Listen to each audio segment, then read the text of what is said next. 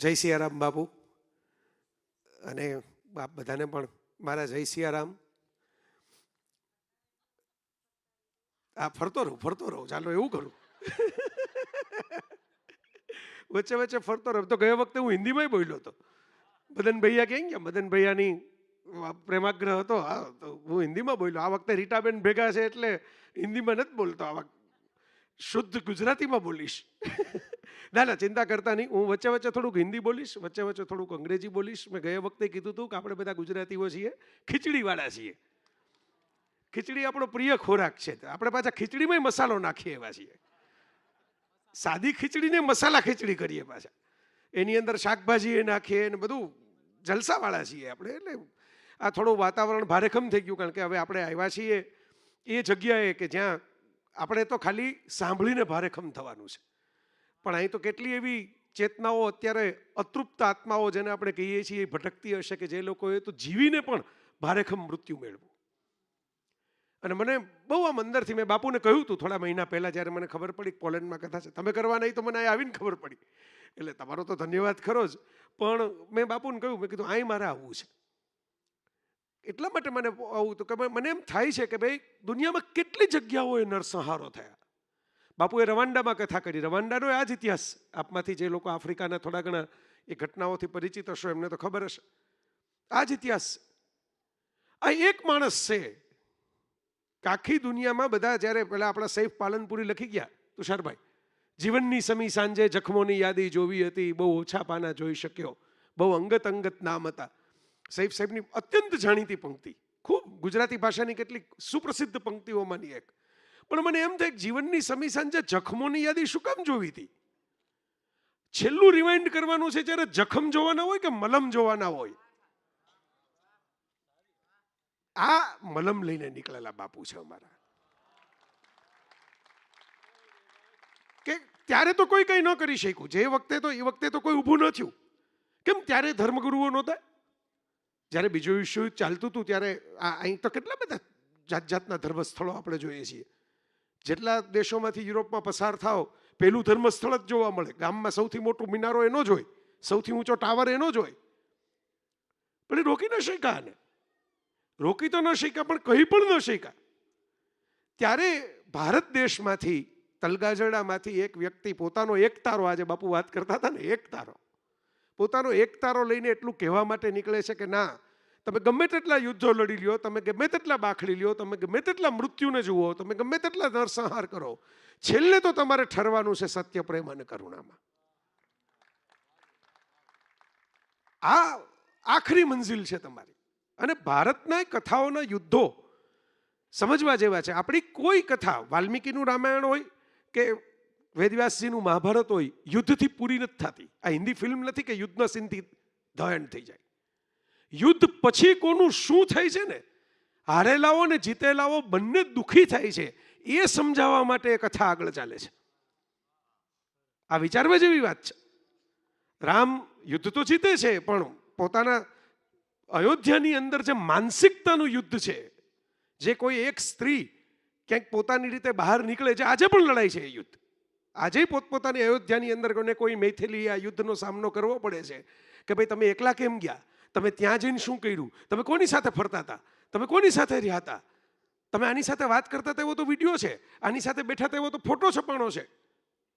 એ યુદ્ધ આજે લડાઈ છે. એ જમાનામાં ઋષિકવિ વાલ્મીકીએ, હકથી હું એટલા માટે કહું, મેં બાપુને એકવાર કીધું હતું કે ભાઈ બીજા કવિઓ તો કવિતા કલ્પના કરીને લખે, વાલ્મીકી તો પાત્ર બનીને લખ્યું, સીતાને આશરો આપીને લખ્યું. સાહેબ, આ દેશનો ઋષિ એ છે, આપણે ઋષિ કહીએ છીએ, કવિ નથી કહેતા, એટલે હું બોલ્યો ઋષિ કવિ. આ દેશનો ઋષિ કણવ છે, આ દેશનો ઋષિ વાલ્મીકી છે, આ દેશનો ઋષિ મોરારી બાપુ છે. એ એટલા માટે કે જે બાકીના તરછોડાયેલા ને રિજેક્ટેડ હોય ને, એને પોતાના ઘરમાં આશરો આપે છે, પોતાના હૃદયમાં આશરો આપે છે. જે શકુંતલાને સ્વર્ગની અપ્સરા સાચવી નથી શકતી, જે શકુંતલાને રાજવી બનેલા ઋષિ સાચવી નથી શકતા, એને કણવ સાચવે છે. અને ત્યારેય સાચવે છે પતિ તરછોડી દે. વાલ્મીકી ત્યારેય સાચવે છે જ્યારે પતિ તરછોડી દે. વિચાર કરો, આ દેશનું ઋષિ જે છે એ આ છે કે આ દેશની નારી માટે મારો દરવાજો, મેરા દર ખુલા હૈ, ખુલા હી રહેગા તુમ્હારે લીએ. આ દેશના ઋષિનું આ બાપુ કહેતા હોય ને કે હું જે હિન્દી ફિલ્મના ગીતો ગાઉં છું એનો મર્મ એનો જુદો છે. આ પ્રિયવાળું દર નથી, આ પિતાવાળું દર છે, બાપવાળું દર છે. કે મારા ઘરનો બાપ તો એમ કહે છે કે ભાઈ દીકરી સાસરે ગઈ દરવાજો બંધ થઈ ગયો, પણ આ બાપ એમ કહે છે કે નહીં, આ સંસારની તમામ દીકરીઓ માટે, સંસારના તમામ દીકરાઓ માટે તમે સુખી હો, તમે આનંદ કરો, જલસા કરો, મોજ કરો, મારે તમારું કાંઈ કામ નથી, તમને સુખી જોઈને હું રાજી, પણ તમે દુઃખી હો તો મેરા દર ખુલ્લા હે, ખુલ્લા હી રહેગા. તમે દુઃખી હો તો તલગાજડું ખુલ્લું છે તમારા માટે. તોય આવો, તમારી પીડા લઈને આવો, તમારા આંસુ લઈને આવો, હું તમને સ્મિત લઈને પાછા મોકલીશ. હમણાં નવું સુપરમેન રિલીઝ થયું છે અને એમાં પેલા સુપરમેન જરા નવો સુપરમેન આવ્યો છે, જુવાન સુપરમેન છે, થોડોક માર ઝાઝો ખાય છે, વલ્નરેબલ છે, અને એને કેમ કહેવામાં આવે છે કે તું તો સુપરમેન થઈને આટલો બધો માર ખાશો, અને ત્યારે એ જવાબ આપે છે કે my super strength is not being a super power. હું ઉડું છું ને આમ આરપાર જોઈ શકું છું ને તાકાત જોરદાર છે, એ મારી સુપર સ્ટ્રેન્થ નથી. માય સુપર સ્ટ્રેન્થ ઇઝ ધો બીંગ અ સુપરમેન, ધો being coming from another planet. હું બીજા ગ્રહમાંથી આવ્યો છું, વધારે શક્તિશાળી છું, ઉડી શકું છું, દિવાલની આરપાર જોઈ શકું છું, આ બધું કરી શકતો હોવા છતાં I am here to live a human life. હું અહીં માણસની જિંદગી જીવી શકું છું ને એ મારી તાકાત છે. હું મારા માતા પિતાની બાજુમાં બેસી શકું છું એ મારી તાકાત છે. મારા પાલક માતા પિતા, એના તો મૂળ માતા પિતા નથી રહ્યા. દરેક સુપર હીરોને પોતાની સુપર સ્ટ્રેન્થ હોય. પેલો સ્પાઈડરમેન છે એ દિવાલ ઉપર કરોળિયાની જેમ ચડી જાય, એ એની સ્ટ્રેન્થ છે. કોઈ બેટમેનને પેલા ચામાચીડિયાની જેમ તરાપ મારવાની સ્ટ્રેન્થ છે. દરેક સુપર હીરોને પોતાની સુપર સ્ટ્રેન્થ હોય, પણ આ મારા સુપર હીરો છે.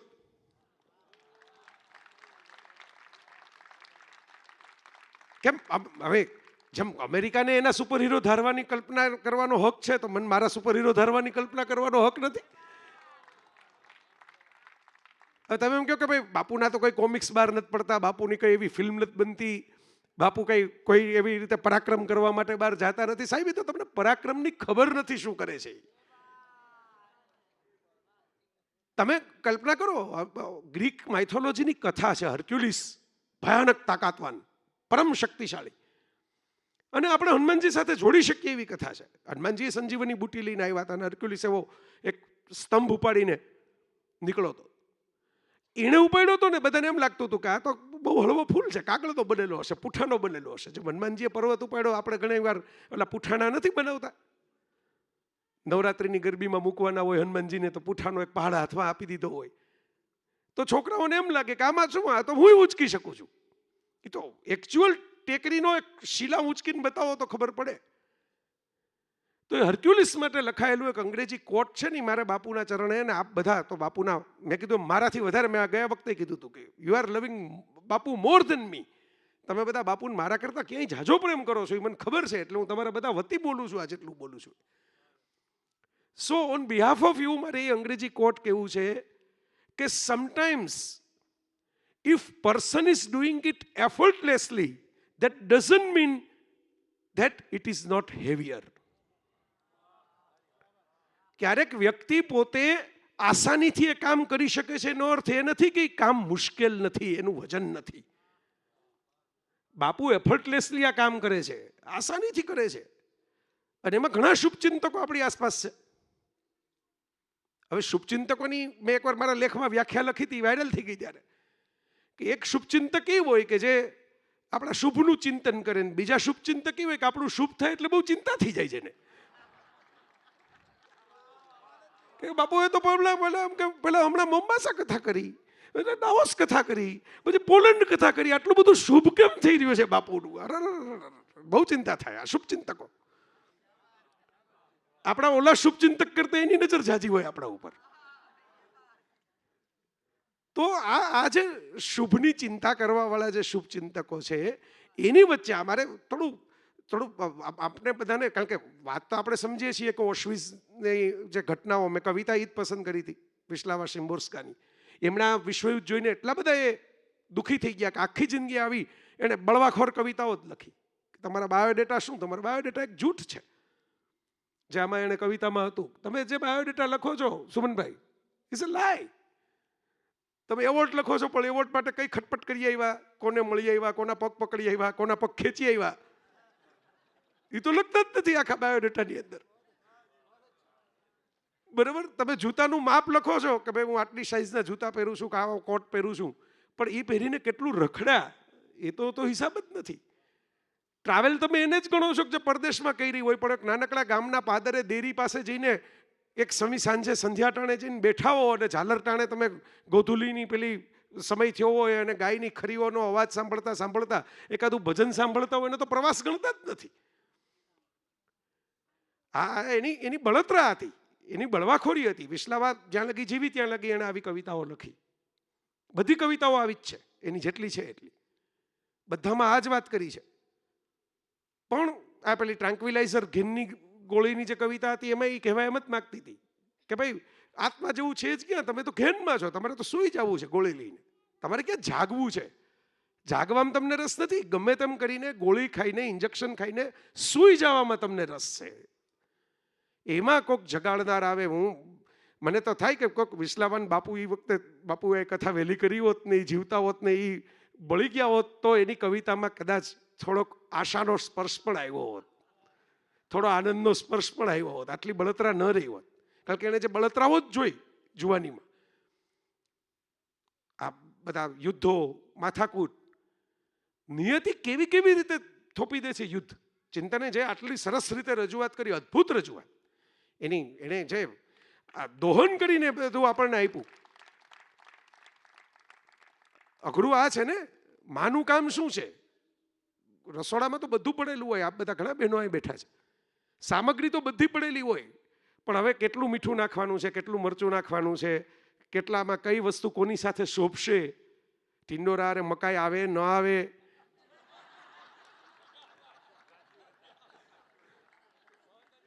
બરાબર, ક્યાં કયું મેચિંગ થશે, બરાબર, એ ભેગું કરવું પડે ને. આમ હું આ પર્પલ કલરનું ટી શર્ટ પડ્યું તો નીચે આ જરા ગોલ્ડન ખાખી જેવું પહેર્યું હોય તો મેચિંગ થાય, એવું જોવું પડે.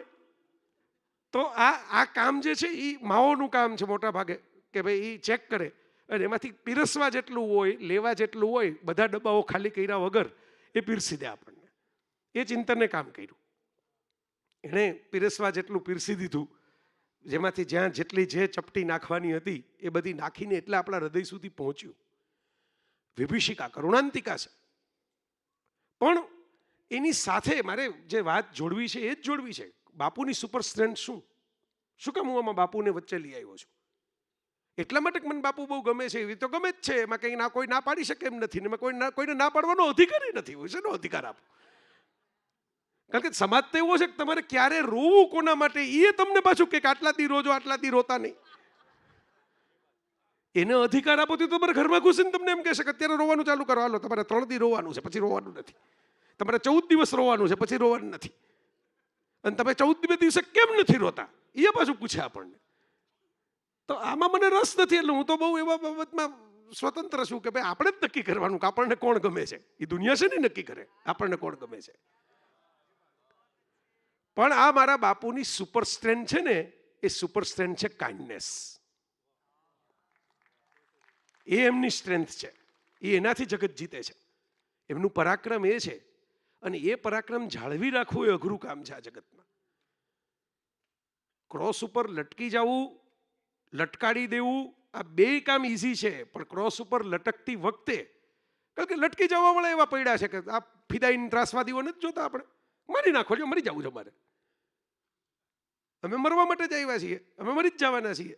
તો લટકી જવા વાળા સહેલા છે, લટકાવી દેવા વાળા તો છે જ આ જગતની અંદર. તમને પૂછ્યા વગર લટકાવી દે, તમારો કઈ ગુનો ન હોય તો એ લટકાવી દે. ત્યારે એમ જ હતું વગર વાકે લટકાવી દીધા, આજે વગર વાકે લટકાવી દે છે. અઘરામાં અઘરી કસોટી જે છે ને એ તો એ છે કે લટકતી વખતે એમ કેવું કે તમારા વતી હું આ બધા પાપનો ભાર મારી માથે લઈ લઉં છું અને તમને ખબર નથી કે તમે શું કરો છો. જાઓ, તમને માફ કર્યા. આ અઘરામાં અઘરી કસોટી છે. આ કાઇન્ડનેસનો ટેસ્ટ છે. સત્યપ્રેમ કરુણા એવા દીવડાઓ છે કે કોડિયાઓ બધે ફરતા હોય છે, જ્યોત ક્યાંક જ જગે છે. અને બાપુ હું જોઉં છું કે જ્યાં જ્યાં એમને જ્યોત દેખાય ને, એ કોઈ સોક્રેટિસની અંદર દેખાય, તો બાપુ એ જ્યોતનું કંઈક મેઘાણીમાં દેખાય તો બાપુ એ જ્યોતને લઈ આવે, બાપુ ઉમાશંકરમાં દેખાય એ જ્યોતને ઉપાડી આવે, ક્યાંય પણ જીસસમાં દેખાય જીસસને લઈ આવે, કોઈ સુફીઓમાં દેખાય સુફીઓને લઈ આવે. લોકો એમ કહે કે બાપુ આનું કેમ ગાય ને બાપુ તેનું કેમ બોલે ને આનું કેમ કહે છે ને આના કેમ વખાણ કરે છે. અરે સાહેબ, સત્ય, પ્રેમ અને કરુણા છે એ વિશ્વવ્યાપીની બ્રહ્માંડ વ્યાપી ચેતનાઓ છે. એને તમે શું કામ એક સરહદની અંદર, એક જાતિની અંદર, એક આસ્થાની અંદર બાંધીને રાખો છો? એ ક્યાંક બાકી તો કોડિયા જાટા મારે છે. કોડિયા એને દીવડા આપણે નથી કહેતા, જ્યારે એની અંદર વાટ અને તેલ હોય ત્યારે દીવડો નથી કહેતા, જ્યારે એમાં પ્રકાશ પ્રગટે ને પછી કોડિયું દીવો બને છે સાહેબ. Lamp will become lamp after the light, not because of the materials, because of the light. બાપુને જ્યાં લાઇટ દેખાય ત્યાં બાપુથી રહેવાય નહીં. ખરા સાધક છે એટલે રહેવાય નહીં, કારણ કે અજવાળાના આરાધક છે, અંધારાના આરાધક નથી.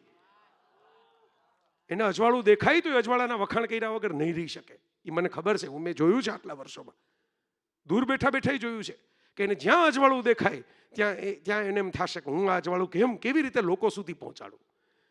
કેમ આમાં કારણ કે દીવો જેના હાથમાં હોય ને એ ફૂંક મારીને બુઝાવી દે તો એ દીવો સાચવી ન શકે, પણ એ દીવાથી બીજા દીવા પ્રગટાવતા જાય ને તો એને હરખ થાય કે જો મારા હાથમાં એક દીવો હતો ને એમાંથી મેં 10 દીવા પ્રગટાવ્યા. આ એક એક દીવડો લઈ લઈને અલગ અલગ દીવડા પ્રગટાવવા નીકળે છે. એક એક દીવડો લઈ લઈને હું ચાલો હવે આજે આ દીવડો લઉં અને એમાંથી બીજા કેટલા દીવડા પ્રગટે આપણે જોઈએ. અને પ્રગટેલા દીવડાઓ છે સાહેબ. હું મળ્યો આ બધા રીટાબેનને કહેતો તો પૂછો આ નિરલભાઈની ઓળખાણ કરાવી દો. એ તો બધા ઓળખતા જ હતા, મને એમ હતું કે હું ઓળખાણ કરાવી દઉં. શકટનો ભાર જેમ શ્વાન તાણે એમ મને એવું હતું કે હું આ બધાને ઓળખાણ કરાવું કે હેતલભાઈ છે ને રીટાબેન છે ને આ છે. પણ બધા ઓળખતા હતા એટલે મને ખબર પડી. એટલે બધા એમ કહે છે કે ભાઈ અમારામાં કંઈક છે. હવે જો કોક કેનેડા રહે છે, કોક અમેરિકા રહે છે, કોક આફ્રિકા રહે છે, કોક ઓસ્ટ્રેલિયા રહે છે, બરાબર. બધા એમ કહે છે કે ભાઈ અમારામાં કંઈક આ જ્યોતિ બાપુને કારણે જાગેલી છે.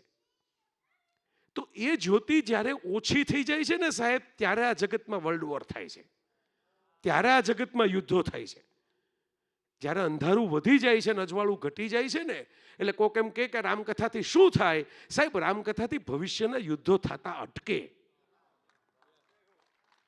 કમસે કમ 9 દિવસ અહીં બેઠા છે એ તો મારવા નથી જવાના ને કોઈને, એટલું તો અટકે. પહેલા વિશ્વયુદ્ધના ચિંતનને ખબર હશે, પેલો ઓસ્ટ્રિયા હંગેરીનો રાજકુમાર પેલો ફર્ડિનાન્ડ આર્કડ્યુક હતો અને એ પેલી સફરમાં ગયો હતો અને એની ઉપર સર્બિયન નેશનાલિસ્ટે ગોળી ચલાવી. આપ કહેતા હતા બાપુ અસ્મિતા પણ એક ક્લેશ છે. આ યુરોપે આટલા બધા યુદ્ધો જોયા રાષ્ટ્રવાદને કારણે.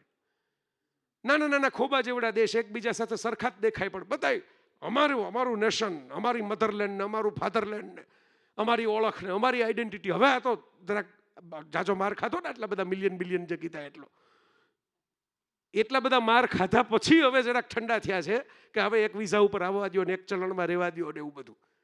બાકી તો આવડા કવડા કોઈ પણ આમ અમારે કાઠિયાવાડ જેવું છે આખું યુરોપ. સરદાર પટેલે 565 ભેગા કરી, એમાં 222 તો ખાલી કાઠિયાવાડમાં જ હતા. બરાબર. માણસ રજવાડું હોય પછી તમારે બીજું રજવાડું ક્યાં ગોતવા જવું? વ્યક્તિ પોતે જ રજવાડું મુજતમાં જ હાલતો હોય. મારી હામું કેમ જોશો ત્યાંથી શરૂ કરે. હામું કેમ જોયું તમારે? હામું કેમ જોયું? બરાબર. ધીંગાણું જોતું હોય સવારના પોરમાં પંકજભાઈ ને સવારે બહાર નીકળે એટલે એમ થાય ક્યાંથી ધીંગાણું કરો. મારા મિત્ર મારી સાથે ભણેલા એ પીઆઈ થયા. પીઆઈ થયા તો સવારના પોરમાં કોઈક આમ ઓલા રિક્ષાવાળા ઊભા હોય ત્યાં જઈને દંડુકા મારી આવે. બરાબર. નવા થઈને આમ એકાદ કાકા કોક દેખાય આમ આમ 2-4 ફડાકા મારી આવે. એટલે બેન પૂછ્યું ખરું મેં કીધું આ હું તમે ચાલુ કર્યું? તો પોલીસ વાળા થયા એટલે કઈ ગમે જઈને આમ મારી. એટલે મને કે હાંજ પડી કંઈક ગુનો કરવાનો જ હોય. હવે હાંજે ક્યાં ગોતવા જાવ એને મારવા માટે પાછો? એટલે સવારમાં જ મારી લેવાનો. એટલે પછી હાંજ પડ્યા સુધી જે ગુનો થાય.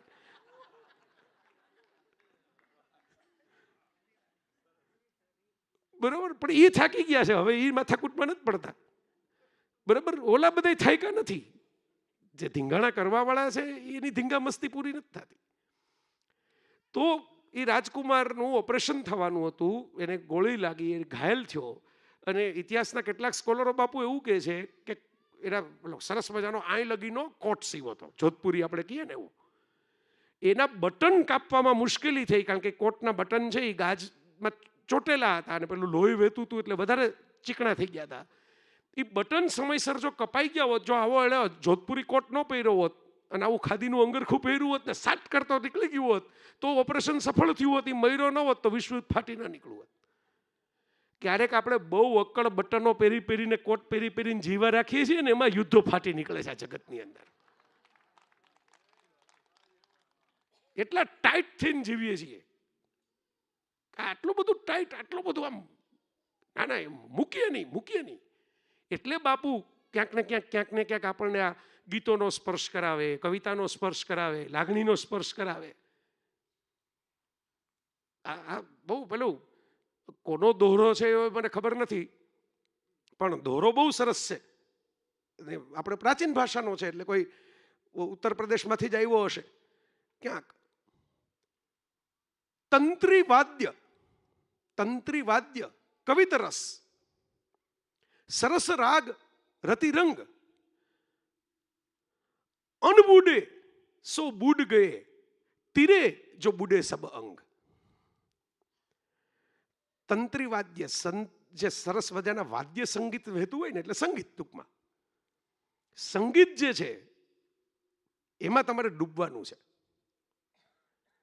બરાબર? બુડે જો સબ અંગ, બધા અંગો લઈને બુડી જવાનું છે, તરબોળ થઈ જવાનું છે સંગીત વાગતું હોય ત્યારે. બરાબર? સરસ રાગ, કોઈ સરસ રાગ વાગતો હોય, કોઈ સરસ વાત થતી હોય, કોઈ અનુરાગ થતો હોય, તમને કોઈ ગમતું કંઈક થતું હોય, સારી સુગંધ આવતી હોય, ભજીયા તળાતા હોય એની, આપણે સરસ રાગ કહેવાય, અનુરાગ. બરાબર? પ્રસન્ન ચિત્ત થાય એવી કોઈ પણ વાત કરવાની છૂટ છે. બરાબર? હું તો હંમેશા એવું કહેતો હોઉં, મને ઘણા લોકો કે તમે આ શૃંગાર રસની વાતો કર્યા રાખો. એટલે હું ઘણી વાર કહું કે ભાઈ શૃંગાર રસની વાતો કરવા વાળો જોખમી ન હોય. શૌર્ય રસની વાતો કરવા વાળો ક્યારે તમારું ગળું પકડી લે તમને સમજાય નહીં. એનું શૌર્ય ખાલી ઓલી બાજુ નિશાન છે એટલે તમને વાલું લાગે છે. એ તમારી બાજુ બંદૂકનું લાલચું તાકે ત્યારે. બરાબર? પણ જે પ્રેમની વાત કરે છે, શૃંગારની વાત કરે છે, સૌંદર્યની, કારણ કે સૌંદર્યનો અસલી પૂજારી એ જ કહેવાય જે સૌંદર્યને વિખાવા ન દે.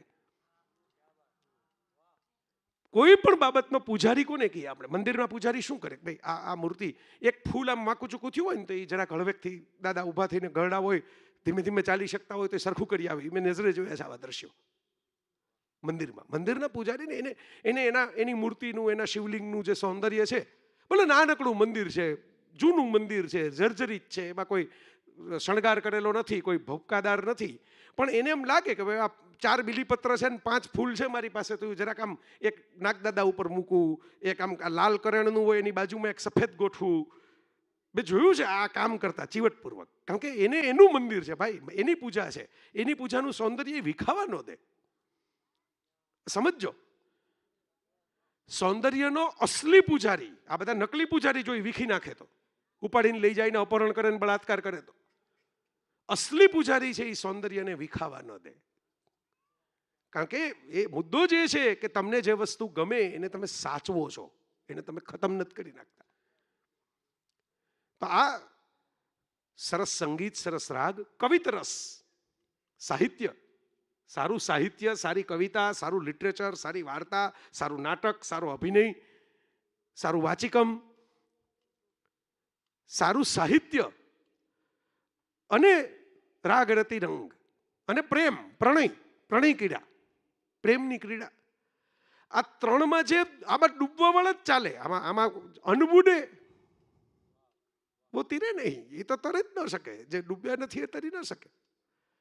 આમાં તો એ જ ચાલે કે જે સાંગો પાંગ ડૂબી જાય કે ના આપણે તો તરબોળ જ થવું છે. બરાબર? મને યાદ છે બાપુની કથા હતી અમદાવાદની અંદર, ને હું મળવા ગયો હતો, બીજા 2-4 મિત્રો બેઠા હતા તમારી જ ઘરે, કારણ કે બાપુની કથા વખતે ત્યાં. અને પછી સમયનું ભાન ન રહ્યું, મામીએ કીધું કે ભાઈ 12 વાગવા આવ્યા, સવારે 5 વાગે બાપુ ઉઠી જાય. હજી મને યાદ છે, સુભાષભાઈ હતા, દેહલબેન, બધા હતા, આખો ડાયરો મોટો જામ્યો હતો એમ તો. અને ત્યારે બાપુ એમ બોલ્યા કે સવાર પડે તો મને વાંધો નથી, હવે તમારે મોડું થતું હોય. આ ડૂબી ગયેલા માણસનું લક્ષણ છે સાહેબ. અને એ તો ડૂબે જ છે, એને તો આપણે કોઈની જરૂર જ નથી ડૂબવા માટે. એકલા બાપુ બેઠા હોય ને તો આ અમે કલાકારોને મારી નજર સામે બોલતા કૌશિકીબેન આવે, એકલા બાપુ બેઠા હોય તો સામે આવીને રજૂઆત કરી જાય એમ છે. પણ એ આપણને ભેગા લઈ જાય છે કે હાલો હાલો આ સ્વિમિંગ પુલમાં 2 ધુબાકા તમે મારો, આ સંગીત તમે સાંભળો, આ સાહિત્યમાં તમે જરાક રસ લ્યો, આ પ્રેમની વાત હું કરું છું એ તમે સમજો. આ જે વાત છે ને એ વાત આ વિશ્વયુદ્ધ માટે મહત્વની છે. ઓશવીઝ આપણે ઘણી, આપણી એક બવાલ નામની સરસ હિન્દી ફિલ્મ બાપુ બની. હિન્દી ફિલ્મોમાં સામાન્ય રીતે આવી થીમ નથી હોતી, પણ એમાં પતિ પત્નીના એંગલથી પતિ જરાક આપણા ગામડાનો પતિ બતાવ્યો છે અને એને બહુ બધા આપણે કહેવાય ને ફાંકા ફોજદારી વાળા ભાઈ છે, હું આમ કરી નાખું હું તેમ કરી નાખું. એમ કે જો સ્ટોરી મહત્વની છે, ફેક્ટ મહત્વની નથી. ક્રિકેટમાં હું 0 રનમાં આઉટ થયો એ લોકો ભૂલી જશે, પણ જો હું સ્ટોરી બનાવું કે એ દિવસે હું આમ ગયો હતો, હું તેમ ગયો હતો ને આમ ગયો હતો, એમાં એને ભણેલી પત્ની મળે છે. પત્ની એમ કહે છે કે હનીમૂન ઉપર આપણે યુરોપ જાય, અને એક પછી એક જગ્યાનો ઇતિહાસ બતાવે છે એના પતિને આંગળી પકડીને, એમાં છેલ્લે ઓશવીઝમાં જાય છે. અને ત્યારે ઓલા ભાઈને એમ થાય છે કે ઓહો, હું જે દુઃખની વાત કરું છું મારા તો કેવા નાના નાના દુઃખ છે કે ઘરમાં આમ નથી ને ઘરમાં તેમ નથી ને આમ નથી કરતી ને તેમ નથી કરતી, અને દુનિયામાં કેવા દુઃખ પડ્યા લોકોને.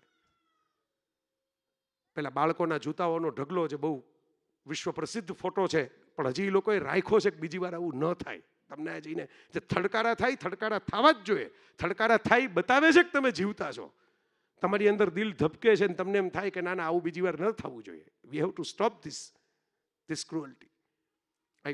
The boy who wore stripe pyjamas નામની એક ઇંગ્લિશ ફિલ્મ બનેલી.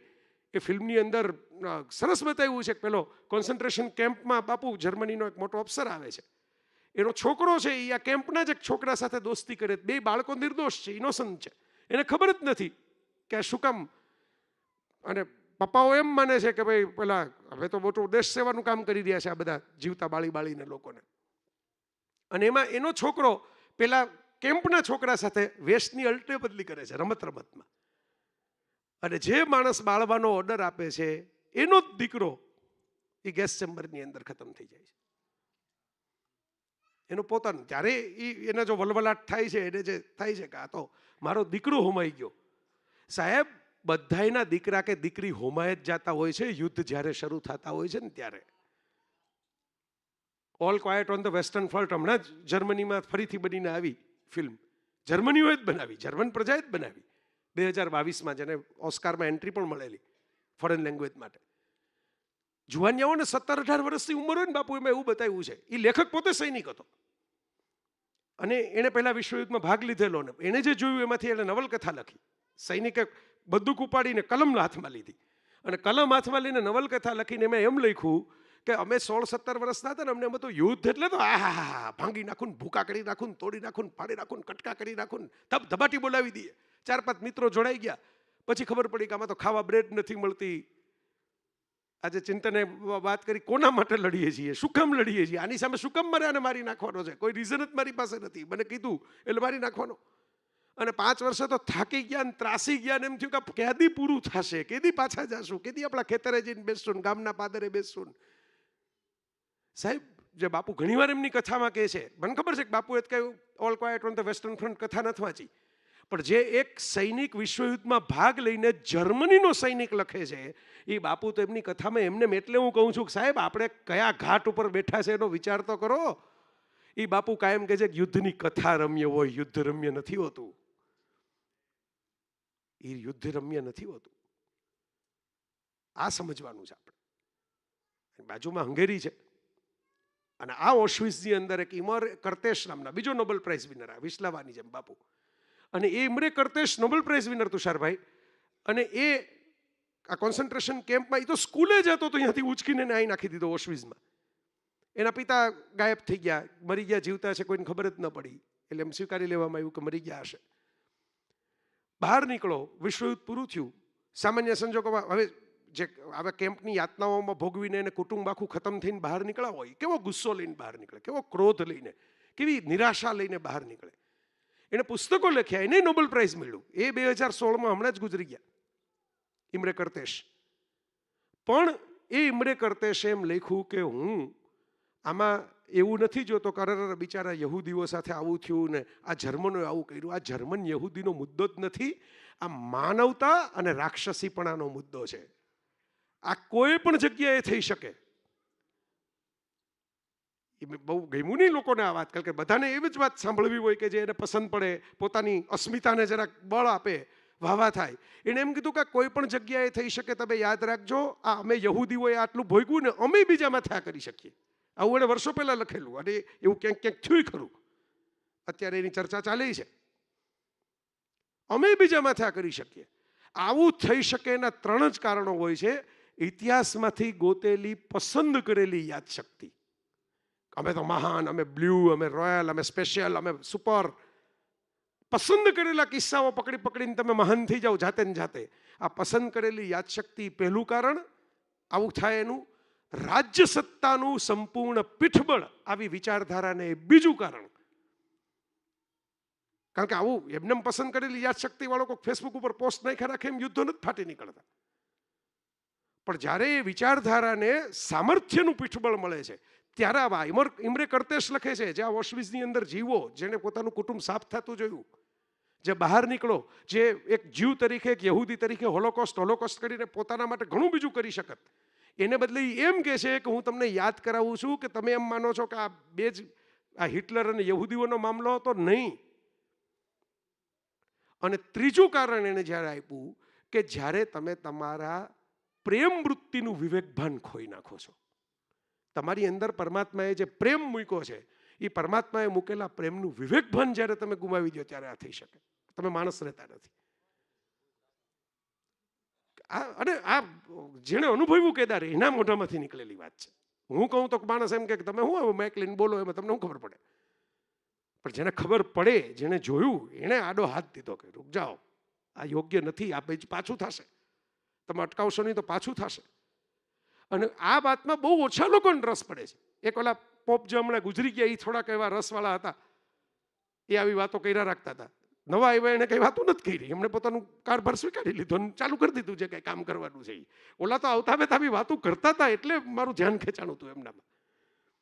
બીજા એવા એને જોયું કે ભાઈ આટલી વાતો કરી ગયા તો કઈ ફેરફાર થતો નથી, આપણે જે પાણીએ મગ ચડતા હોય પાણીએ તપેલું મૂકી દો. એટલે એમાં કે 2 મહિનામાં 3 મહિનામાં એક ઇન્ટરવ્યુ, એક કોટ એવું કઈ મને મળ્યું નથી. પણ આ માણસ જે હતો ફ્રાન્સિસ, હું જોતો બાપુ, એમને કઈ વખાણ નથી કરતો, કોઈના કરતો હું ત્યારે. એ ઓલાના કર્યા નાના કર્યા, આમાં કઈ પોપના વખાણ નથી થતા. બરાબર? એ તો એની જે વાત છે એના વખાણ થાય છે, જે એનું સત્ય છે એના વખાણ થાય છે.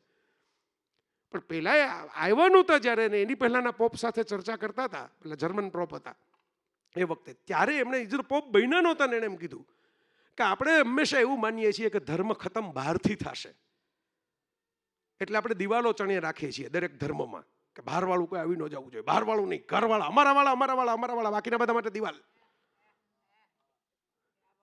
બરાબર? આપણે આમ ધર્મશાળામાં જાવ ને, જેનું નામ ઉપર ધર્મશાળા લખ્યું હોય, એમાં પૂછે તમે કેવા?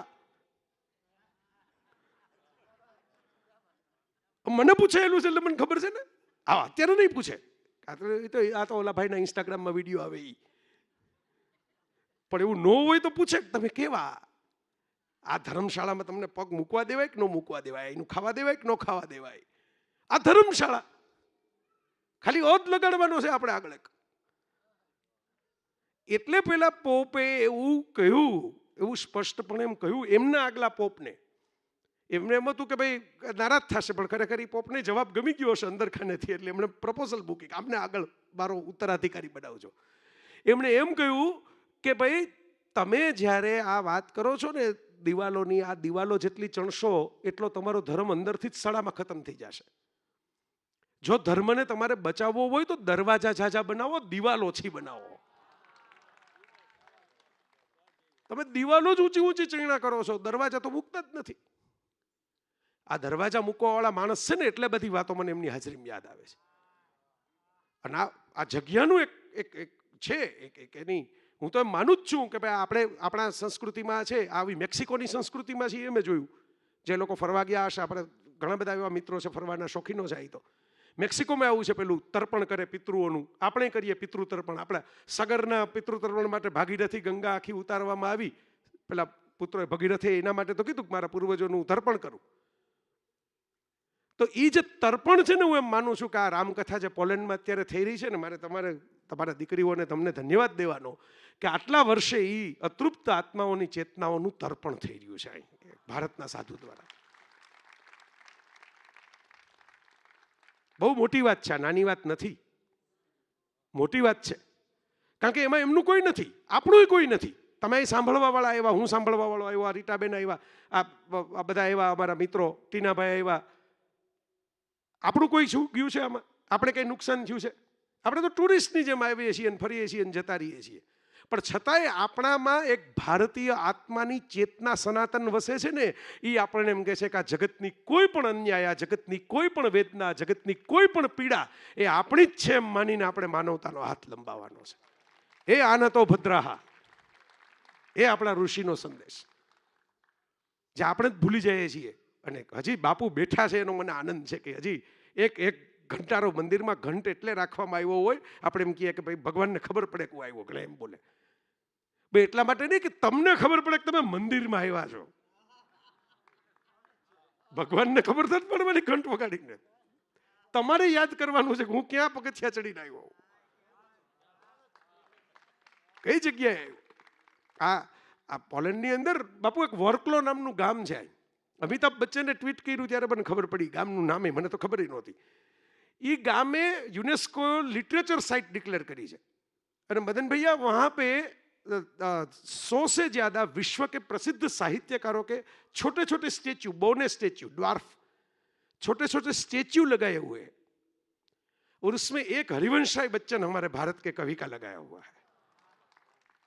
2019 में वॉर्कलो में लगाया गया छोटा सा स्टेच्यू.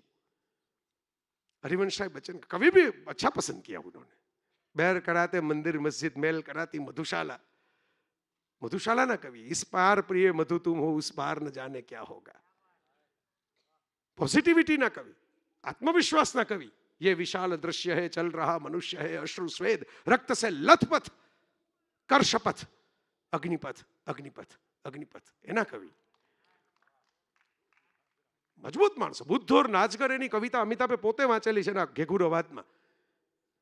જ્યારે બુદ્ધને એમ કહેવામાં આવે છે કે તમે શેના માટે નીકળ્યા હતા ને તમે શું થઈ ગયા, તમે મસાજ સ્પાની બહાર રાખવાનું મોડલ થઈ ગયા. આ હરિવંશરાય બચ્ચનની કવિતા છે કે તમારા નામે લોકો ડાન્સ કરે, બુદ્ધા બાર એના ગીતો ગાય. તમે શું કરવા નીકળ્યા હતા ને તમારું શું બનાવી નાખ્યું લોકોએ. આવો કવિ આપણો એક ભારતનો બેઠો છે પોલેન્ડની અંદર સ્ટેચ્યુ સ્વરૂપે ચશ્મા ચડાવીને. એનો મને આનંદ છે કે આનો હરખનો વિષય છે એટલે મેં શેર કર્યું. જેમ જામ સાહેબ વાળો જે હરખ છે એ તો મને ખબર પડી કે પહેલે જ દિવસે બધી વાતમાં આવ્યું અને આવું જ જોઈએ, શેનું ના આવે. આપણા હાથ લંબાયેલા જ છે ચારે બાજુ, તો આવે ને. તો એટલો મને આનંદ છે કે ભાઈ અમિતાભ બચ્ચનની એ ખબર પડવી જોઈએ કે મારા બાપુજીની કવિતા જે સંભળાવી શકે એવા એક બાપુ પણ અહીં આવ્યા છે હો પોલેન્ડની અંદર. એ છે. છેલ્લી 2-3 નાનકડી વાત કરું. મને ખબર છે આમ થોડો ખખડાટ થયો છે એ વાસણોનો, એ મધુર ખખડાટ છે યુદ્ધોની પરિસ્થિતિ વચ્ચે. એટલે એમાં બધાને રસ પડે ખરો. એ તો નિલેશભાઈ જરાક નિલેશભાઈ તો બોલે ઓછું ને, પાછું એમનું બધું ગણાધ્યક્ષ જેવું કામકાજ છે. એટલે આમ આંખોથી અટકાવ્યું એ મેં જોયું કે એમણે આંખોથી અટકાવ્યું. એટલે મેં કીધું કે હવે આ રાતના કોઈક નિલેશભાઈ નો કે તો ઓલા અટકાવ્યું ન હોત તો જયભાઈ વહેલું પૂરું કરત. એટલે મારી એની આબરૂ સાચવવાની ને. તો જે 2-3 નાની આ સંદર્ભની વાત, આ વિષયના સંદર્ભે જે વાત. માર્ગારેટ મીડ નામના એક એન્થ્રોપોલોજિસ્ટ, ધ્રુવન શાસ્ત્રી, બહુ મોટું નામ એનું, પણ ક્યારેક સર્ચ કરજો. માર્ગારેટ મીડને પૂછવામાં આવ્યું એના સ્ટુડન્ટ દ્વારા ક્લાસમાં, સુમનભાઈ બહુ ફેમસ થયેલો કિસ્સો છે કે માનવ જાતના ઇતિહાસની, માનવ સંસ્કૃતિની શ્રેષ્ઠ જે શરૂઆત થઈ એની શ્રેષ્ઠ ઘટના કઈ. અહીંથી તમે એમ કહી શકો કે human civilisation, human culture started. ત્યાં લગી તો બધા જંગલનું જીવન જીવતા હતા, શિકાર કરીને ખાતા હતા, પરિવાર નહોતો, કોઈ સંવેદનાઓ એવી વિકસી નહોતી. અને કોઈ પણ સંવેદન વિકસે નહીં ત્યાં લગી શિક્ષણ શું કામનું. શિક્ષણ એ નથી કે જે તમને સંવેદન બધીર બનાવે. તમે હાઈલી એજ્યુકેટેડ થાવ એટલે તમને બાકીના સાથે કોઈ કનેક્શન રહે જ નહીં. શિક્ષણ તો એ છે કે જે તમને સંવેદન મધુર બનાવે, સંવેદન બધિર નહીં. બધિર એટલે ડીફ એન્ડ ડમ, મધુર મીન્સ સ્વીટ. સંવેદન મધુર બનાવે એનું નામ શિક્ષણ છે. તો એ માર્ગારેટ મીડ ક્લાસમાં બાપુ ભણાવતા હતા અને એને પૂછ્યું વિદ્યાર્થીએ, એટલે એના ટિપિકલ જવાબ છે નિરલભાઈ, તમે બધા જે જનરલ નોલેજને ચેટ જીપીટીને પૂછો એટલે જવાબ આપે બધા, બરાબર. શું જવાબ આપે કે ભાઈ અગ્નિ, ફાયર માણસે શોધ્યો એટલે હ્યુમન સિવિલાઇઝેશનની શરૂઆતથી. પૈડું, આવું બધું આપણને નાનમાં હતા ત્યારે શીખવાડતા. Wheel was a invention of human civilisation. પૈડું, આવા બધા જવાબ આપે.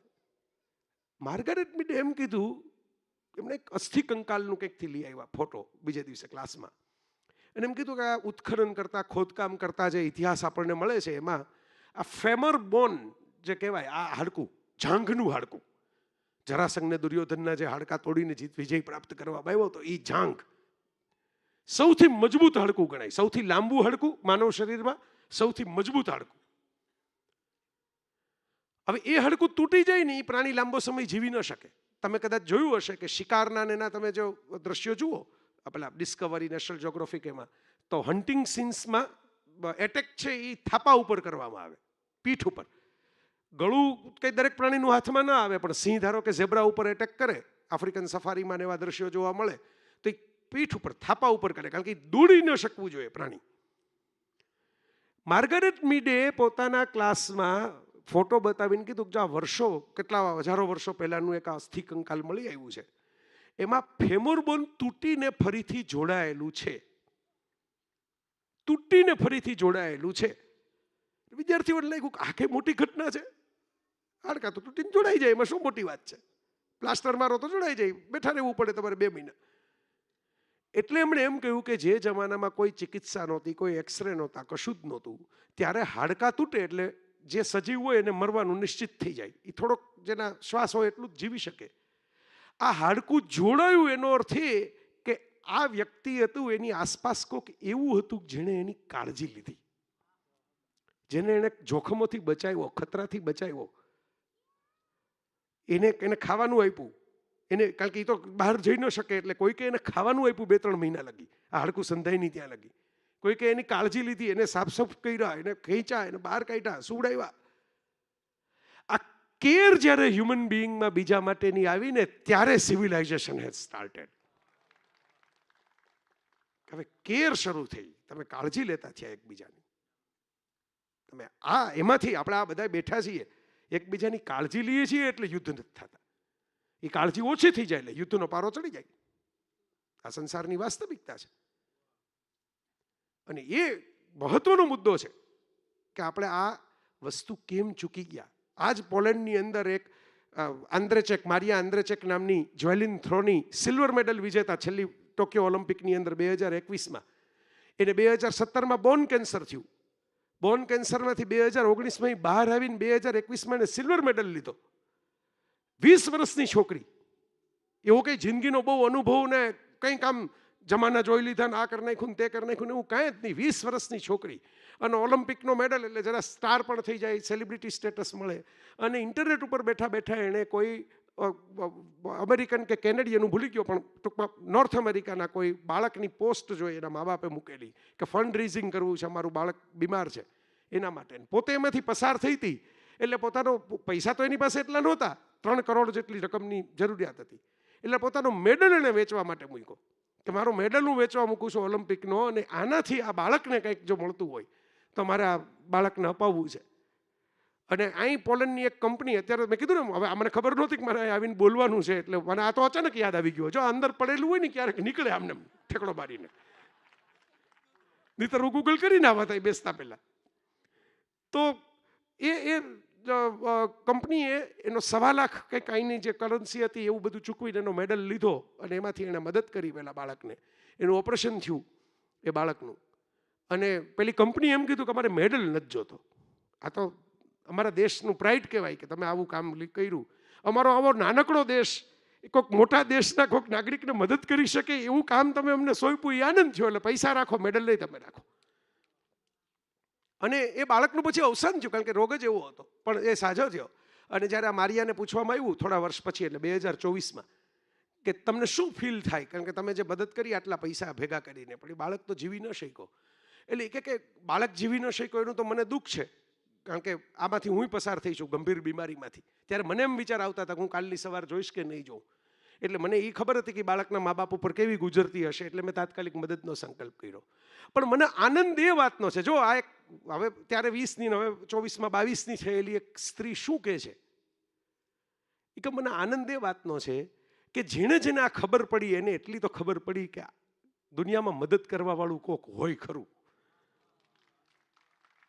આ બાળક ભલે ગુજરી ગયો પણ મદદ કરવા વાળા હાથ હોય છે ખરા, ટેકા કરવા વાળા હાથ હોય છે ખરા. આ બહુ અગત્યનું છે, આ બહુ મહત્વનું છે. અને એના માટે હવે આજની છેલ્લી વાત, શું કરશું આપણે યુદ્ધો અટકાવવા? બાપુ પાસે તો એ જગ્યા છે જ, સત્ય, પ્રેમ અને કરુણા. મેં તમને કહ્યું કે જે રસિક બાપુ કહે ને, મારો વૈરાગ રસિક, બાપુ વૈરાગની વાત કરે છે. ઓશો બાપુ વાર્તાઓ મને યાદ આવે, ઓશો બહુ ચોટદાર વાર્તાઓ કહી ગયા, ક્યાંથી લઈ આવ્યા હશે મને ઘણી વાર એમ થાય કે એની પહેલા કોઈ સાહિત્યકાર જ લખી નથી આવી. અને ઓશો તો સાહિત્યકાર હતા નહીં, તો સાહિત્યકારો સાહિત્ય ભૂલવાડી દેતા બેસાડીને. પણ હવે વાર્તાઓ ગોતી આવે જાત જાતની, કે એક રાજા હતો અને એક સાધુ હતો, અને રાજાને ખબર પડી કે સાધુનું બહુ મહિમા છે. રાજાઓને સાધુના મહિમા થાય ને બહુ ગમે નહીં ઘણી વાર.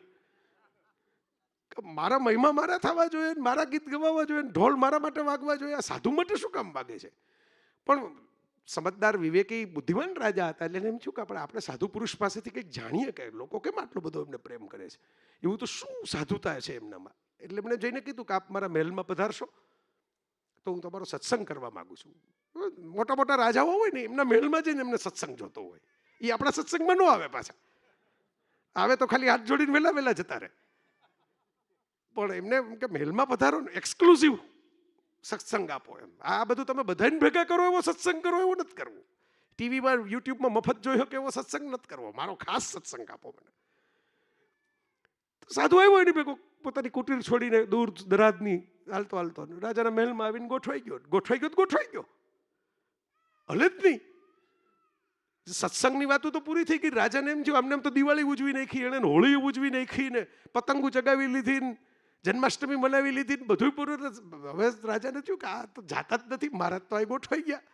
ધીરે ધીરે આ બધા આવવા માંડ્યા. રાજાના મહેલમાં ટોળું જમવા માંડ્યું કે બાપુ ક્યાં બેઠા? તો કાંઈ બેઠા છે ઓલા રજવાડી બાપુ વાળા બાપુ જે બેઠા હતા સિંહાસન ઉપર, એના કરતા સાધુ વાળા બાપુનો મહિમા વધી ગયો. એટલે રાજાએ એકથી કીધું કે બાપુ, ભાવથી મેં કીધું ને, રાજા સમજદાર, વિવેકી, બુદ્ધિમાન રાજા હતો, એટલે ભાવથી કીધું કે બાપુ હવે તમારા ને મારામાં કઈ ફેર નથી રહ્યો. તમે મહેલમાં રહ્યો છો, હું મહેલમાં રહું છું, તમને મળવા લોકો આવે, મને મળવા લોકો આવે છે. મારા કરતા તમારી પાસે સમસ્યા લઈને જાજી આવવા માંડ્યા છે. મારા બધા ચાકરો તમારી દેખરેખે રાખે છે, તમે આદેશ આપો તમે આ લોકો તમે કેમ કરવા તૈયાર છે? એટલે સાધુએ કીધું ઊભા થાવ. એટલે રાજાને થયું કે હવે આટલા વખતમાં આપણા આખા ઘરમાં બધા એમ પૂછે છે કે કેદી જવાના, જાતા નથી ને, અત્યારે કીધું ઊભા થાવ. ચાલતા થઈ ગયા સાધુ. રાજાને ભેગો લીધો ને એમ કીધું કે ભાઈ હાલો મારી ભેગા, હવે તમારી કે મારી કુટીરમાં રહેવાનું. એટલે રાજા કે પણ એ તો કેવી રીતે થાય? આવડું મોટું રાજ છે, મારે આટલી જવાબદારીઓ હોય, આટલો સંસાર મારો વસાવેલો છે, મારા છોકરા, મારી રાણી, આ તે. સાધુ કહેજો તમે મને એમ કીધું તું કે હાલો મહેલમાં, હું હાલતો થયો. હવે હું હાલતો થઈને તમને એમ કહું છું કે હાલો મારી કુટીરમાં, તો તમને બીજું બધું યાદ આવવા માંડ્યું. બસ આ ફરક છે તમારામાં ને મારામાં. હું તમારા મહેલમાં આવીને બેસી શકું છું મન પડે તો, અને ઊભો થઈને આવી જ રીતે કપડાં ખંખેરીને એ જ સેકન્ડે હાલતોય થઈ જાઉં છું, પણ તમે નથી કરી શકતા ને, બસ એટલો ફરક છે રાજાના સાધુમાં. આ વૈરાગ જે હું, બાપુ જે વૈરાગની વાત કરે છે ને હું સમજુ છું જે વૈરાગ, આ વૈરાગ.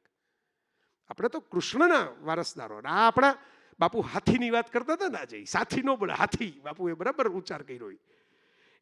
એ સાથી જે હતા ને એ તો ગુલામ તરીકે લેવાતા, પણ આ દેશનો ભગવાન સારથી તરીકે રહ્યો છે કે તમારો યોગક્ષેમ વહામ્યમ હું કરું, આ અમારા સારથી છે. આ દુનિયાના યોગક્ષેમ વહામ્યમના સારથી છે કે હાલો હું, મારે કાંઈ જોતું નથી આ યુદ્ધમાંથી, તમને તો મને શ્રાપ આપવાના છો છેલ્લે પૂરું થાય એટલે. બચાવી દઈને શું કરશો? તો કે શ્રાપ લઈને ગાંધારીનો પાછો આવીશ, પણ છતાં હું સારથી પણ હું નિભાવીશ, કારણ કે ન્યાયની વાત છે, પ્રેમની વાત છે. હમણાં હું મટીરિયાલિસ્ટ નામનું રીટાબેન ફિલ્મ જોતો હતો, સરસ મૂવી છે. વેડિંગ પ્લાનર કરવાવાળાને વેડિંગ નથી થતા એનો મુદ્દો છે. આજનો ચર્ચાવાળો મુદ્દો જે હતો ને એમાં ડેકોટા જોન્સન હિરોઈને રોલ ભજવે છે, એ બધાના ચોકઠા ગોઠવવાના. પેલા આપણે ક્રિસ પેડ્રો કાર્સન ને ક્રિસ ઇવાન્સ છે. એટલે આ જોવાવાળા છે એટલે ગપ્પા નથી મારતો એટલી ખબર પડે ને બધાને. બહુ જે બાપુ કહેતા બહુ વિચાર વાયુ જેને થઈ જાય, બરાબર. આપણે નથી ઓલા મેડિકલમાં તમને મળે જ નહીં. મેડિકલ સાયન્સના ગમે એટલી ડિગ્રીઓ તમે ભણી લો ને, અમારા કાઠિયાવાડમાં જે દર્દી આવે ને એના તમને પ્રોબ્લેમ મળે જ નહીં. મને અહક બહુ થાય છે. અહક કેવું થાય છે એ કઈ ચોપડીમાં લખેલું છે. હવે અહીં કણા છે મારા બધા so many youngsters raised in foreign countries. હવે એને મારે અહક કેમ સમજાવવું? હાઉ કેન આઈ ટ્રાન્સલેટ અહક? દવા ગરમ બહુ પડે છે. હવે દવા કેવી રીતે ગરમ પડતી હશે?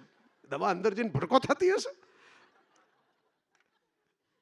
પણ એવું થાય. આવા ઈલાજ કરવા વાળાએ બધી તૈયારી રાખવી પડે સાહેબ આ જગતમાં. તો આમાં જાજો વિચાર જે કરી લે ને, બાપુ એ જ સમજાવતા હતા આજે. તો ઓલા મેડમ એટલા બધા વેડિંગ પ્લાનિંગના વિચારમાં ખોવાઈ ગયા હતા કે ભાઈ બીજું બધું ભૂલી ગયા હતા. ને પછી એમાં એક જગ્યાએ એક ડાયલોગ મને બહુ ગમી ગયો, એ પકડી લીધો મેં ડાયલોગ, કે વેન યુ આર લોસ્ટ, જ્યારે તમે ખોવાઈ જાઓ, જ્યારે તમે ભટકી જાઓ, જ્યારે તમને એમ થાય કે હવે મારે કોઈ દિશા નથી, મારો કોઈ માર્ગ નથી. આની પહેલા બાપુના માનસ માર્ગમાં હું હતો, લિટલ રોકમાં. મારો કોઈ માર્ગ નથી, હું ભટકેલો છું. Where to go where the love is. જ્યાં પ્રેમ હોય ને એ પંથ ઉપર ચાલવાનું શરૂ કરજો. બસ તમે આટલા બધા કન્ફ્યુઝ છો, મૂંઝાયેલા છો, અટવાયેલા છો, you are not finding any way, go where the love is. Go where the love is. આ ચરણોમાં પ્રેમ છે, આ વ્યાસપીઠમાં પ્રેમ છે, આ આંખોમાં પ્રેમ છે. Go where the love is. અહીં જવાનું છે સાહેબ. આપણે એની જન્માષ્ટમી ઉજવીને આવ્યા છીએ કે જે આપણે બધા એમ કહીએ ને કે એક હાથમાં સુદર્શન ચક્રધારી, પણ એને વાંસળી વગાડવાનું પસંદ કર્યું સુદર્શન હોવા છતાં. સુદર્શનધારી તો કંઈક છે, છેલ્લે પછી સુદર્શનો ક્યાં પૂરા થાય એ આપણે જોઈએ જ છીએ આ ઓશવિઝમાં. પણ સુદર્શન તમારી પાસે હોય તો કાઉન્ટર બેલેન્સ તરીકે એક હાથમાં વાંસળી રાખવી પડે. આ જગતમાં સુદર્શન જેટલી જ જરૂર વાંસળીની છે, સુદર્શનની જરૂર તો અમુક નાલાયકોને છે, પણ લાયકો ક્યાં જશે? તો એ તમારી બાંસુરી પાસે આવશે, તમારી મુરલી પાસે આવશે. મને હમણાં આ આઠમમાં હું કેનેડા હતો ને પ્રવચન કરતો હતો, તે એક ભાઈ પાછળ પૂરું થયું ને પ્રવચન પછી મારી પાસે આવ્યા. મને કે કૃષ્ણએ શિશુપાલની 100 ગાળ, હું બોલ્યો એમાં, હું તો રમૂજમાં બોલ્યો હતો કે આપણે બ્લોક કરી દેવા કોક આપણને આટલી બધી ગાળ આપવા આવે તો, એમ બોલ્યો તો હું. તો એ ભાઈ મને કે 100 ગાળ સાંભળવી જ શું કામ જોઈએ? ત્રિલોકના અધિપતિ 100 ગાળ સાંભળે શું કામ? મેં કીધું એ જ એનું સામર્થ્ય બતાવે છે. ત્રિલોકનો અધિપતિ એક ગાળમાં જ પૂરું કરી નાખે, પણ ત્રિલોકનો અધિપતિ છે ને એટલે એ કમસે કમ 100 વખત તમને સહન કરવાની તૈયારી રાખે. એક વાર નહીં, 100 વાર સહન કરવાની તૈયારી રાખે. તો આ જે વાત છે એ અહીં છે, એ ધારા અહીં વહે છે. મારે એ ખાલી યાદ જ દેવડાવવાનું છે. તો દરેક કથામાં કંઈક બોલવાનો મોકો મળે તો વિષયને ધ્યાનમાં રાખીને જે 2-5 ઠલવી દઉં જે મારી પાસે વાતો ઉભરાતી હોય. પણ મૂળ મુદ્દો તો અહીં જ આવીને પૂરો થાય છે દરેક વખતે કે આ પ્રેમધારા, અખંડ પ્રેમધારા અહીંથી વહી રહી છે. આ વરસાદમાં ભીંજાવાનો મોકો ચૂકવા જેવો નથી. આ વરસાદમાં કંઈ મોડું વેલું ન હોય, તમે ભીંજાણે કે ન ભીંજાણે એટલું જ હોય. આ મોકો ચૂકવા જેવો નથી. મને ઘણા બધા મળે તો હું કહું છું કે હું તો પહેલા કથામાં ફરવા માટે આવતો, હું તો કહું છું બાપુની હાજરીમાં બોલું છું. આ બેઠા હું ક્યારે ફરતા ફરવાનું ચાલુ જ છે, ફરવાનું બંધ નથી કર્યું, પણ ક્યારે ફરતા હું બાપુની વાણી સાંભળવા બેસી ગયો નહીં, મને પોતાને યાદ નથી. તમે મને તારીખ કહો તો આઈ કેન નોટ રિકોલ. મેં રાધિકાબેનને કીધું તું, આ નિરલભાઈને કીધું, પૂછો, બધાને કીધેલું છે કે આઈ કેન નોટ રિકોલ. આ તો તાકાત છે. એ તાકાત એ નથી કે તમને બાવડું પકડીને બેસાડે, તમને પરાણે બેસાડે. એ તાકાત એ છે કે તમને પ્રેમ ખેંચી લે. અને એટલે હું તમને યાદ દેવડાવું છું. હમણાં તમે કહેતા હતા ને અમદાવાદમાં શું કર્યું, આ ગયા શનિવારે અમદાવાદમાં શું કર્યું? વરસાદ, વિરહ અને વાલની ઋતુમાં આપણું સમાપન ત્યાંથી જ કરીએ એટલે એ ઝલક મળી જાય ત્યાં શું કર્યું. કારણ કે જમાનો આખો એવો થઈ ગયો છે ને બધો. ત્યાં હું બોલ્યો તો, આ અમદાવાદમાં બોલ્યો તો કે ભાઈ આ સુપ્રીમ કોર્ટે કીધું કે શેરીના રખડતા કૂતરાઓનું કંઈક કરો. એટલે સુપ્રીમ કોર્ટને કીધું એટલે થોડીક વાર બધા જાગૃત થયા, પછી પાછા હોઈ જશે તો નિરાતે. ફાવી ગયું બધાને રખડવું ને ભસવું ને બધું. પણ મેં કીધું સુપ્રીમ કોર્ટ તુષારભાઈ મહેતા આપણા સોલિસિટર જનરલ હાજર હતા એટલે મેં એમની ક્ષમાયાતના કરીને હું બોલ્યો. મેં કીધું તમે પાછા સુપ્રીમ કોર્ટમાં જઈને કહેતા નહીં કાંઈ તો આવી વાતું હાલે છે. પણ મેં કીધું આ રખડતા કૂતરાઓનો તો પ્લાનિંગ થશે, એના તો ઓલા વેક્સિનેશન ને કેમ્પ ને શેલ્ટર હોમ ને બનશે. આ જે ભસતા માણસો ભેગા થઈ ગયા છે આપણી આસપાસ એનું શું થશે? બાર્કિંગ હ્યુમનનું શું થશે? બીઇંગ હ્યુમન ને બદલે બાર્કિંગ હ્યુમન જે થઈ ગયા છે બધા, એની કઈ વેક્સિનેશન લાગુ પડશે? એને કયા શેલ્ટર હોમમાં નાખશું? તો ભરાઈ જશે શેલ્ટર હોમ, નગરોના નગરો ખાલી કરવા પડે. તો ત્યાં હું વરસાદ ઉપર બોલ્યો અને વરસાદમાં બોલતા બોલતા મેં એમ કીધું, જે જ્યાંથી આ સમાપન કરું છું, કે કયા દેશમાં હમ ઉસ દેશ કે વાસી, કિસ દેશ કે હમ વાસી. બાપુ કહે છે ને ફિલ્મોની વાત, સિનેમાની વાત, એ તો સાચું જ કહે છે. બધાને આ ધ્યાન કેમ જાય? તમે બાપુ મને એ તો કહો, આ બધાનું જે ધ્યાન જાય છે, મોરારી બાપુ ઓલું ગીત ગાય, મોરારી બાપુ આયન એની સામે કોઈક નૃત્ય કરે ને આન તેન. તમે તમારામાં જો આટલા બધા તલ્લીન છો તો તમને ખબર કેમ પડે છે કે મોરારી બાપુ ક્યાં કયું ગીત ગાય છે, એ કયું નૃત્ય જોવે છે, એની કથામાં ક્યારેક ક્યારેક શું થાય છે? તમે તો જેમ્સ વેબને ટેલિસ્કોપ ગોઠવીને બેઠા છો બાપુ, શું શું કરે છે એના ઉપર. તો ભારતની કળા છે આ દુનિયામાં. અમેરિકા સિવાય સૌથી વધારે ફિલ્મો ભારત બનાવે છે. આખા યુરોપના બધા દેશો ચિંતન ભેગા કરીને જેટલું ફિલ્મ પ્રોડક્શન ન કરે એટલો તો આપણો દેશ કરે છે દર વર્ષે. તો એના કેટલાક સરસ ગીતો, એ ગીતકારોને હું એમ માનું છું, આ બાપુ મારો ભાવ છે કે આપણી ફિલ્મો, આપણા ગીતો, આપણા સર્જકો, આપણા કવિઓ એ લખતા હોય ત્યારે એમનામાં કંઈક આવી જાય છે ને એક્સ ફેક્ટર, ત્યારે અમુક સર્જન એનાથી થઈ જાય. નહીતર તો બધા ગીત ન ગવાતા હોત, નહીતર તો બધી ફિલ્મો ન સુપરહિટ થતી હોત. એ જ કલાકાર, એ જ રમેશ સિપ્પી શોલે બનાવનાર, હજી 50 વર્ષે બધા શોલેને અમારા જેવા યાદ કરે. એ કાં રમેશ સિપ્પીના પછીના પિક્ચરને કોઈ એવું યાદ નથી કરતું. એ તો તમારા પૈંડમાં, હાવ દેશી કાઠિયાવાડીમાં કહું તો તમારા પૈંડમાં કોક ગેબની આવી ગઈ ને સિતારી, કોક પીછી ફરી ગઈ ને, આ મિનિસ્ટ્રી ઓફ મેજિક આવી ગયું ને ઉપરથી, ત્યારે ફરે આગળ, ત્યારે એવું ગીત રચાઈ જાય તમારાથી, ત્યારે એ ફિલ્મ બની જાય, ત્યારે કવિતા લખાઈ જાય. પછી એ જ કવિ હોય ને એ જ કલમ હોય ને હારી વધારે સારી ક્વોલિટીના કાગળ વાપરવા માંડ્યા હોય, પણ કવિતા ન નીકળે. કારણ કે મિનિસ્ટ્રી ઓફ મેજિક જતું રહ્યું. હેરી પોટરનો શબ્દ છે, મિનિસ્ટ્રી ઓફ મેજિક. આ બેઠા પ્રાઇમ મિનિસ્ટર ઓફ મેજિક, આ બેઠા. કોઈ કાંઈ કરે નહીં, કોઈનું કંઈ આ બોલો કબૂતર ઉડાડે ને લાલ રંગના પીછા કાઢે ને વોટર ઓફ ઇન્ડિયા કરે કેલાલ સાહેબની જેમ ને એવું કાંઈ બાપુ કરતા નથી. પણ જાદુ તો તમે જુઓ, બરાબર. ઓલું કહેવાય ને અત્યારે ઓલું વેપન્સ નામનું મૂવી આવ્યું છે હમણાં, ઇફ યુ હેવ સીન, કે પેલો વશીકરણ કરીને બાળકોને કેવી રીતે સ્કૂલમાંથી એક સ્ત્રી છે એ લઈ જાય છે. આપણે વશીકરણના વેમના બધા પીએચડી થયેલા પંડિતો બેઠા છે કાઠિયાવાડના ગામડે ગામડે, બરાબર. તો એ હવે વશ ને વશીકરણ એવું બહુ હાલે છે આજકાલ. સાહેબ એ વશીકરણ જુદું ના મોહિની જુદી. પેલામાં તમને ખબર નથી કે તમે ક્યાં કોની પાછળ હાલ્યા જાઓ છો, અને આ તો તમને ખબર પાડવા માટે પોતાની પાછળ હલાવે જાય છે કે મારી ભેગા પાછળ નથી ચલાવતા, સાથે ચલાવે છે. મારી ભેગા આવો, મારી સાથે આવો. અને એટલે આ દેશનો કવિ કાલિદાસ મેઘદૂતની અંદર બાપુ મેઘને વિનંતી કરે, વિરહી છે, પ્રેમી છે. અને જુવાનિયાઓ સામે બેઠા હતા એટલે મેં કીધું, બધા આમ જરાક આંખોમાં પાણી આવી ગયા. મેં ઓલું વર્ણન કર્યું ને એના વિરહનું, એટલે મેં કીધું ભાઈ કુબેરે એને શ્રાપ આપ્યો છે, પણ કુબેર શિવની પૂજા કરતો હતો. શિવ જાજો સમય બે પ્રેમીઓને જુદા ન રહેવા દે. શિવ જાત અનુભવી છે આ બાબતમાં. એટલે આપણે માની લેવાનું કાલિદાસે શિવ મંદિરનો ઉલ્લેખ કર્યો છે ને એનું કારણ એટલું જ છે કે જેદી આ કેસ શિવની સુપ્રીમ કોર્ટમાં ગયો હશે ને તેથી એ જ મિનિટે એને યક્ષને પાછો મોકલાવી દીધો હશે, જા અલકાપુરીમાં મજા કરજા. જે કામદેવને બાળીને ભસ્મ કર્યા પછી અનંગ થવાનું વરદાન આપી દે, એ થોડો યક્ષને એની પ્રિયાથી જુદો પાડે. મારો મહાદેવ, મેં હમણાં બાબુ લેખ લખ્યો, માધવ મહાદેવની સ્તુતિ કરે મહાભારતમાં. શું કામ કરે? સંતાનો માટે. કૃષ્ણ સંતાન પ્રાપ્તિ માટે શિવની પૂજા કરવા માટે જાય છે. ઉદ્દાલક મુનિ એમને મળે છે, અને ઉદ્દાલક મુનિ એમને બધા મંત્રો શીખવાડે છે, અને એમ કહે છે કે આ એ ભૂમિ છે કે જ્યાં શિવ સજોડે વિહાર કરે છે.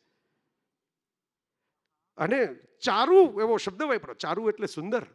ચારુ ભાર્યા, એમના પત્ની છે, કેટલા સુંદર દેખાય છે એમની સાથે. આ દેશના ઋષિ માધવ જાય પછી કૃષ્ણના મુખેથી શિવ સ્તુતિ છે આખી. કોઈનું ધ્યાન નથી પીડ્યું. વિચાર કરો, તો તો મહાભારત ગુજરાતીમાં આવ્યું ને મેં આખું વાંચવાનું શરૂ કર્યું. લોકો મહાભારત વાંચતા નથી, વાંચે તો ખબર પડે કેવા ખજાના પડ્યા છે. તો આખી વાતનો છેડો હું તો તમને આમ આંટીયું પાઘડીની ઉકેલતા ઉકેલતા છેલ્લા વળ સુધી લઈ જવું છે મારે. એ છેડો એ છે, તુષારભાઈ, મેઘદૂતમાં કાલિદાસ મેઘને એમ કહે છે કે મારી પ્રિયા તું કેમ ઓળખીશ અલકાપુરીમાં. બહુ સરસ શૃંગારિક વર્ણનો છે, આવી દેખાતી હશે ને આમ હશે ને. અને મારી ઉપર માથલા ધોવામાં વાંધો નહીં, કોઈ બાપુ ઉપર ન ધોતા, કારણ કે કાલિદાસ લખ્યું જ મેઘદૂત અને બોલું છું હું, એટલે કાલિદાસને ઉપર જઈને ફરિયાદ કરજો કે નીચે હું બેઠો જ છું. કાલિદાસે તો એમ લખ્યું છે કે મારી પ્રિયા સૂતેલી દેખાશે. ખરેખર તો સૂતેલી ન હોય, કારણ કે મારા વગર એને ઊંઘ જ ન આવે. My beloved can not have a sleep because I am away, but she is going to sleep because only in her dreams I can meet every night. એ પ્રિયા એટલા માટે સૂતેલી છે કે એને સપનામાં હું મળવા રોજ જાઉં છું, એટલે એને ઊંઘ આવી હશે. નહીંતર તો એ સુવે જ નહીં, જાગતી જ બેઠી હોય. એણે એવું લખ્યું છે કે ભાઈ એના શરીર ઉપર મારા આવા આવા નિશાનો નહીં હોય, કારણ કે હું છું નહીં એને પ્રણય કરવા માટે.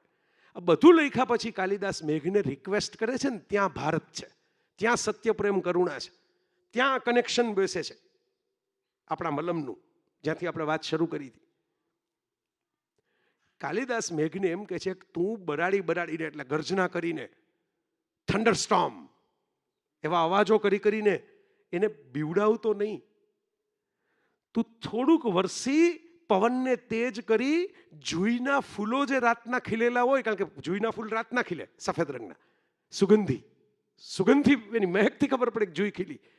જે જુઈના ફૂલો રાતના ખીલેલા હોય ત્યાં પવન તું એટલો તેજ કરજે કે એ જુઈની સુગંધ મારી સૂતેલી પ્રિયતમાની નાકમાં જાય અને એ સુગંધના સથવારે બેઠી થાય, એ ઊભી થાય અને પછી એને કહે છે કે તારા પિયુએ સંદેશ મોકલાવ્યો છે. સાહેબ, આ ચિંતન ભારતે કર્યું. એ સમયે ભાષા નહોતી અડધા યુરોપ પાસે, ભાષા જ નહોતી, લેંગ્વેજ જ નહોતી. પૂછો હું ખોટું કહેતો Sumanbhai, there was no language in this continent. ત્યારે આપણે આ ચિંતા કરતા કે મારી વિરહી પ્રિયાને ભાઈ તું બીવડાવતો નહીં, તું સંદેશ દેવા જાતો પ્રભુ મુદ્રિકા મેલી મુખ માઈ. હું તો બોલો ને છું બાપુની હાજરીમાં, રામદૂત હનુમાન ની પ્રેમદૂત હનુમાન છે અમારા. પ્રેમદૂત, બે પ્રેમીઓની મેસેજ એક્સચેન્જ કરવાનું કામ કરે છે હનુમાનજી. બરાબર, બજરંગ બલીનું તો આ કામ છે. બજરંગના નામે અમારા જેવા ઘણા ફૂટી નીકળ્યા. ઓરિજિનલ જે બજરંગ બલી હતું એનું તો આ કામ હતું. અમને ન મળે ને બીજાને ન મળે એવું થોડું હોય. હનુમાનજી પોતે ન પ્રેમ કરે કે પોતે પત્ની ન રાખે એવું આપણા શાસ્ત્રોમાં છે. પાછા થાઈલેન્ડમાં ગયો તો છોકરા હોય છે. થાઈલેન્ડના મેં ફોટા જોયા કે આ તો મકરધ્વજ છે ને આ છે ને આ છે ને બધું જોયું. એ જુદો વિષય છે. મારું તો એટલું જ યાદ દેવડાવવાનું છે કે તમે હનુમાન જતી હો અને તમે એક નિષ્ઠ સેવા કોઈકની પસંદ કરી હોય ને તમે એના માટે સમર્પિત થઈ ગયા હો.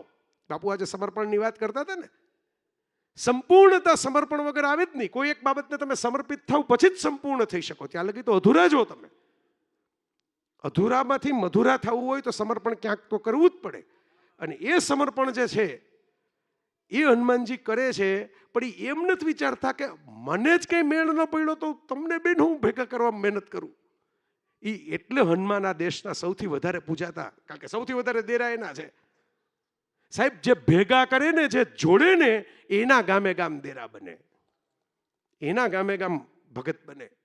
તમે વિચાર કરજો, તોડવા વાળાના નહીં, જોડવા વાળાના ભગવાન છે હનુમાન. મારો હનુમાન છે જોડે છે, બધાને ભેગા કરે છે, એકબીજાની સાથે કનેક્ટ કરે છે. તો આ મેઘદૂતની રસિકતા, વૈરાગની કથા છે ને, હું અહીં કાલિદાસ સુધી પહોંચી ગયો એ એટલા જ માટે પહોંચ્યો કે આ બાપુ જે છે ને, એ જુઈના ફૂલની સુગંધ આપણા નાકમાં આવે, પારિજાતના ફૂલની સુગંધ આપણા નાકમાં આવે, ચંપાના ફૂલની, મોગરાના ફૂલની સુગંધ આપણા રાતમાં આવે, એમ આપણને હળવેકથી જગાડે છે. ઢંઢોળીને, ધક્કા મારીને, પછાડીને નથી જગાડતા. તો આ સુગંધ માણવાની બારીકીઓ આપણે બધાએ કેળવવાની છે. એ તો વાયરો વહાવી રહ્યા છે. આપણામાં બારીકી હોવી જોઈએ, કેટલી બારીકી આપણી અંદર હોય એ પેદા થાય. મને ખૂબ મજા આવી. મને દર વખતે મજા જ આવે છે. મને તો બાપુની હાજરીમાં બોલવાની જ મજા આવે છે કાયમ. આજે વિશેષ મજા આવી. બહુ ગમતો પરિવાર અમારો ભેગો. એટલે ઓર એને આમ અમે કવિતાને જોડવાની કોશિશ કરી એટલે ભેગી કે આ ઘેનમાંથી જે કવિયત્રી કહેતા હતા એમાંથી એક જગાડવાવાળા આપણી વચ્ચે છે, તો જાગવાનો લાભ લઈ લેજો, જેટલો લેવાય એટલો. અહીં બેઠેલા હો તો લે જ છે, એ મને ખબર છે, પણ આ કેમેરામાં જે પાછળ બેઠેલા હોય ને એને મારે તો આ કહેવું છે કે આ લઈ લેજો. લેવાય તો, ન લેવાય તો એમાં બાપુનું કંઈ ઓછું થવાનું નથી. અમને મળી ગયા છે તો અમને કંઈ એમાં કંઈ બોલું ઓછું થવાનું નથી. આ તો ઓલો હરખ છે કે જે એક છોકરાને એમ થાય ને કે એના હાથમાં એક નવી ચોકલેટ આવે તો એ બતાવવા નીકળે, જો આ ચોકલેટ બહુ મીઠી, આ ચોકલેટ બહુ મીઠી. એમ અમારી આ ચોકલેટ બહુ મીઠી છે એટલું જ મારે તો કહેવાનું છે. જય સિયારામ.